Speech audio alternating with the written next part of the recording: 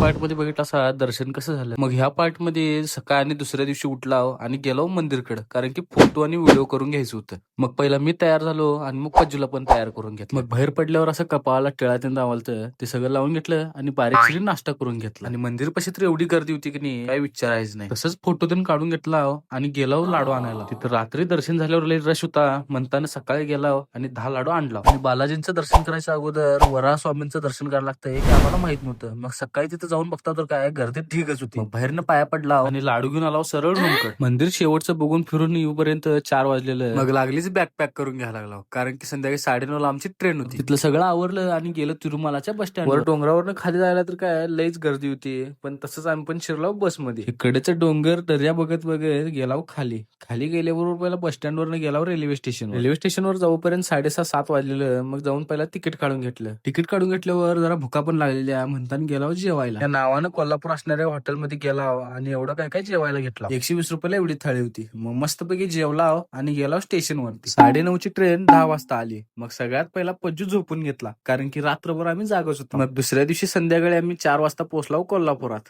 पोहोचल्यानंतर पहिला आम्हाला महालक्ष्मीच्या दर्शनासाठी जायचं होतं म्हणताना पहिला रिक्षा करून घेतला. मग पहिला बॅगा तिथं ठेवला आणि ओटी घेऊन गेलो दर्शनासाठी. एवढ्या सगळ्या माणसांच्या गर्दीतनं आम्ही शिस्तात एक अर्धा पाऊण तासात दर्शन करून बाहेर आलो. मग बाहेर आल्याबरोबर काकांचा निरोप घेतला आणि आम्ही शिरलो रिक्षातनं उतरून स्टँडवर पोहोचलाव आणि कळते की 15 मिनिटात बस लागणार होती. मग कोल्हापुरातनं सरळ आमच्या गावाकडेच गाडी होती. मग काय विषयच नव्हता. बस लागल्यानंतर सरळ पहिला बसमध्ये बसताव आणि जाताव गावाकडे. आता जर पूर्ण ट्रिपचा तुम्हाला व्हिडिओ पाहिजे असला तर युट्यूबवर व्हिडिओ आलाय, जाऊन चेक करा. आणि व्हिडिओ आवडला तर लाईक शेअर कमेंट करा आणि भावाला फॉलो करून घ्या आणि युट्यूबला सबस्क्राईब करा.